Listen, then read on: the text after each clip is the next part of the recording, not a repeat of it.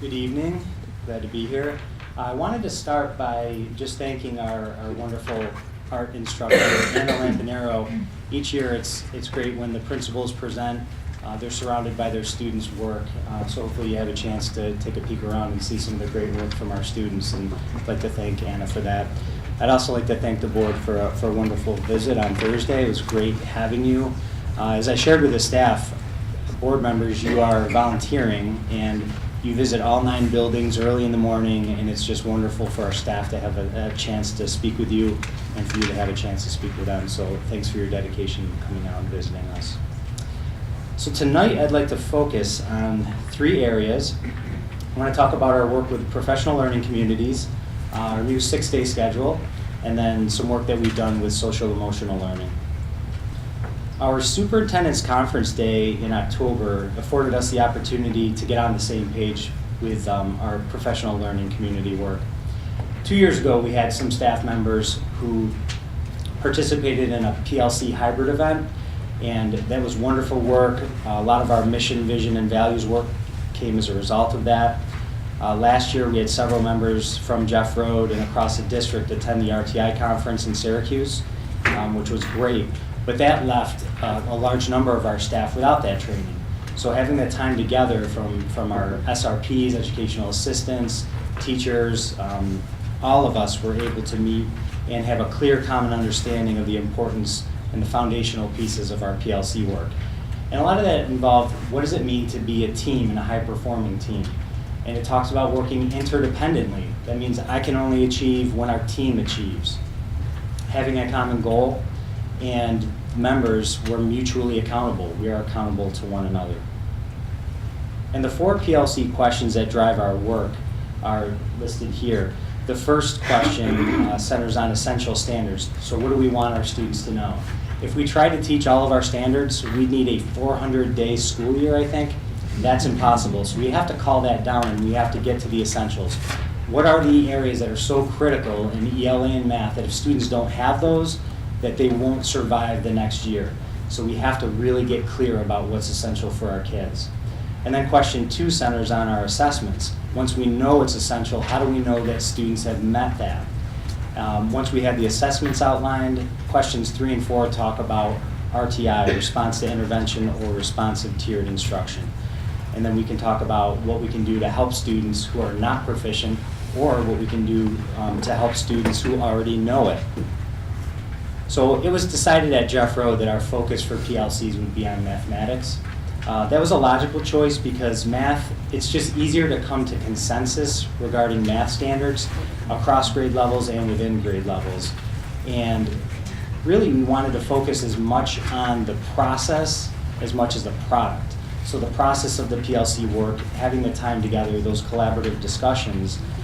So having that process in place, if we can do that successfully, that will transfer over into other curricular areas.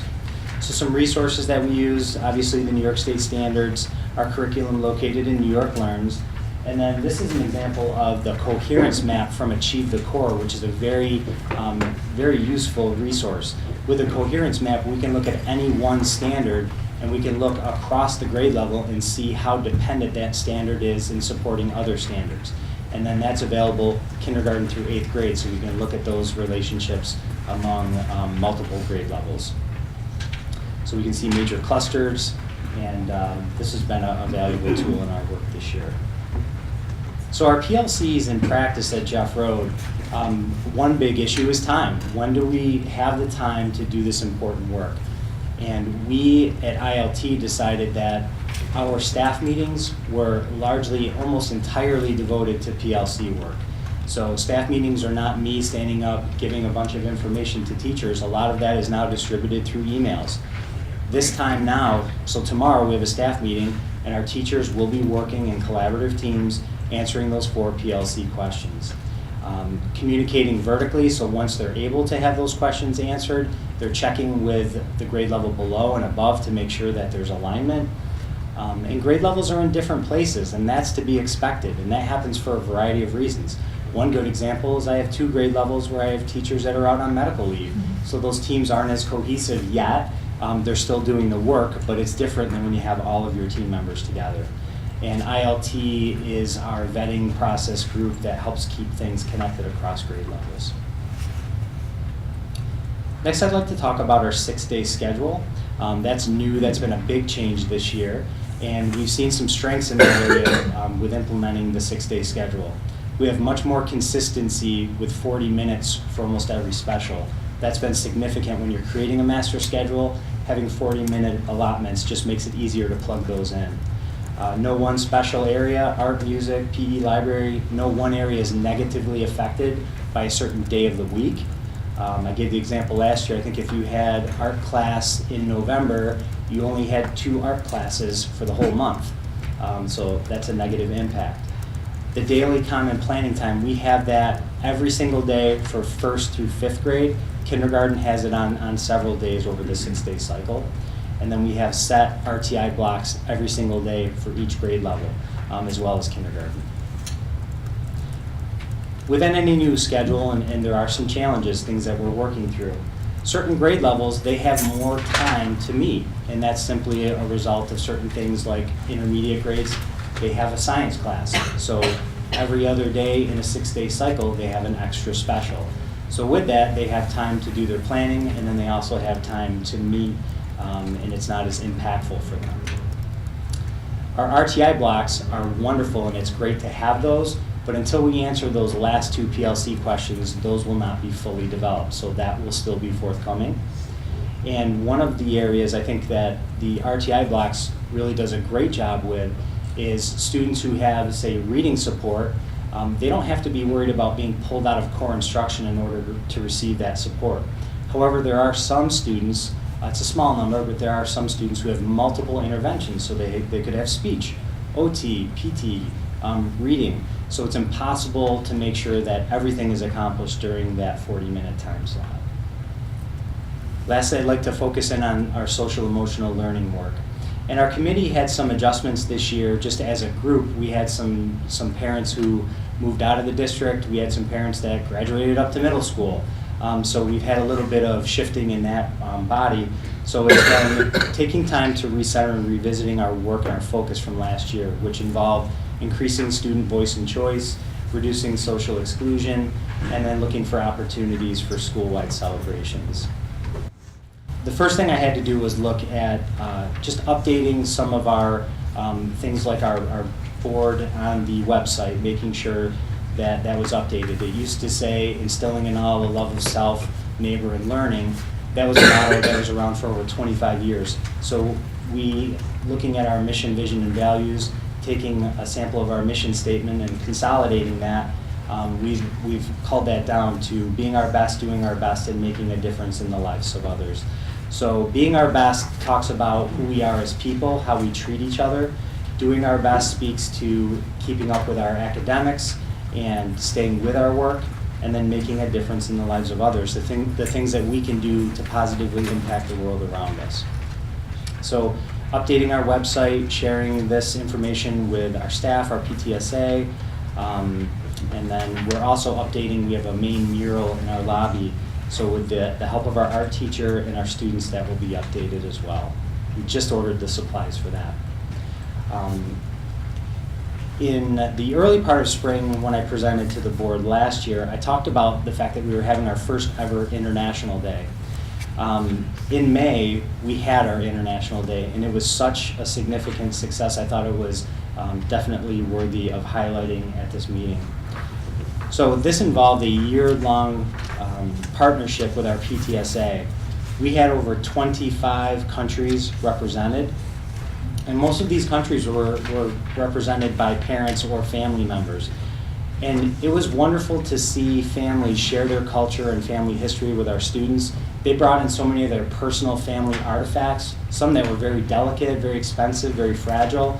And when you have hundreds of kids rotating through and looking at these, it was wonderful for kids to have more of an authentic flavor as to what was happening. There were special presentations for Taekwondo, Irish dance, and African drum and dance as well. So International Day was a highlight, but the highlight of International Day, I would say, was our Stop Hunger Now program, and this involved a major commitment from our school and from PTSA. We had to do some fundraising, and that was done through local organizations, philanthropy, and students themselves brought in money. And it was so cute. We had kids that were bringing in 29 cents because they knew that was the amount that would feed another child. So they took a lot of personal ownership in that. And here's some pictures. Everyone looks good in a red hairnet, right? But Stop Hunger Now, it's a nonprofit organization that distributes meals through feeding programs operated by partner organizations internationally. And the goal is in developing countries to promote education, encourage children attending schools, improve students' health and nutrition, address gender inequalities, stimulate economic growth, and fight child labor. At Jeff Road, every single student, kindergarten through 5th grade, had an opportunity to participate. And the kids did a lot of the measuring and the weighing out of the food items. And in one day, we packaged 31,000 meals. That's a requirement, we have to do that. So some of us had to stay a little late, but it was a lot of fun, a lot of hard work, and the kids just had a blast doing it. There was a big gong that I had to ring, scared the heck out of people, but it was a lot of fun. The kids really, I think, will remember this, the kids that participated for years to come. It was worthwhile. Again, when we think about giving back to others, we were able to track the food supply that went out, and it went to needy children in West Africa. And students got updates about that throughout the end of the school year.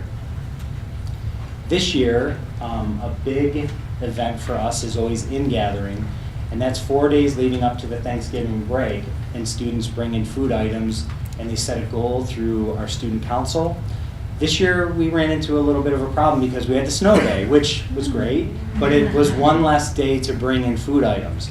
Well, that didn't stop our kids. They simply they absolutely blew out of the water the daily rate of products that they brought in. So we arranged over 750 items per day.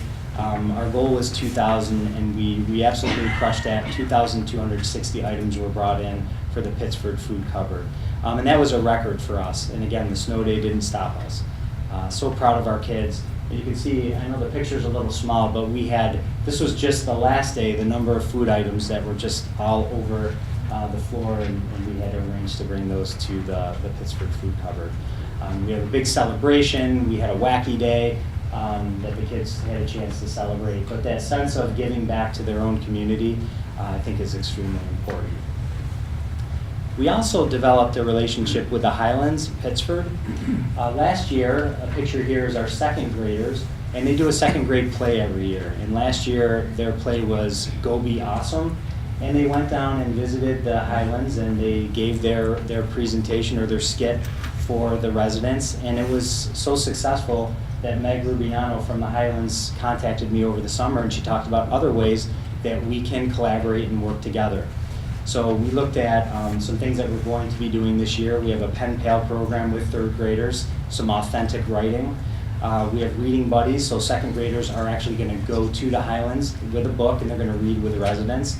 And then we invited the residents to join us at our chorus rehearsals so that the kids have an authentic audience to perform in front of before their big performances. So that's just a start, and I think that partnership will continue to grow. It's a great way for us to connect with our residents and for the residents to connect with our students. First time at Jeff Road, I've established a monthly student council executive meeting. It's a picture of our president, vice president, treasurer, and secretary.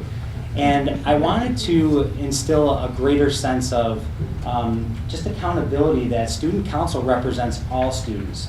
So we meet on a monthly basis. We had our first meeting last month. We have our next meeting on Monday. And we're talking about ways that we can make Jeff Road an even better place for our kids. And we're trying to increase student voice, and I thought this would be a wonderful way to facilitate that and just to bring a greater sense of meaning to student council. Something that came from last year's Social Emotional Learning Committee was a question if it would be beneficial to have a morning announcement, which I've done in the past at other schools. The trick with morning announcements is being the one principal in the building, if something's going on and I can't quite get to the announcements at the exact time, which can often happen, it can run you a minute or two late.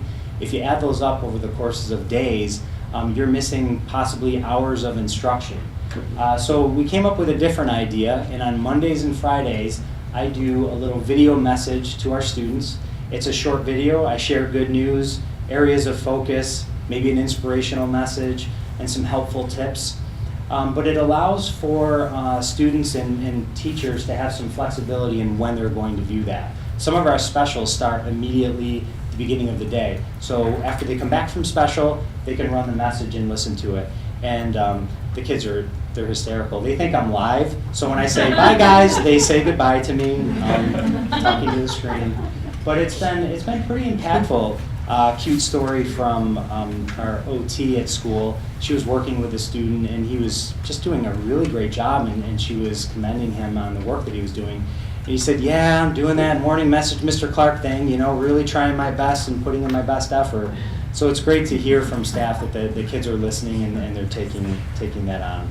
In development, we've also established a mentoring program for our 5th grade students with Sutherland High School. I know Allen Creek has an after-school tutoring program. This is a little different. This is actually having students come in during our recess and lunchtime and actually spending time in more of a social setting with our kids. So this will begin in January. We've had a meeting already to establish how this is going to work, and we're meeting on Wednesday with our 5th grade team to just iron out some of those details. But we're looking forward to that. I think it's important for kids to have some older kids to look up to and to just have some time to spend with them in that mentoring role. I think the high school students will be able to benefit, and certainly our students will be able to benefit from that as well. We got some pictures from our Wacky Day. Any questions? Anyone have any questions?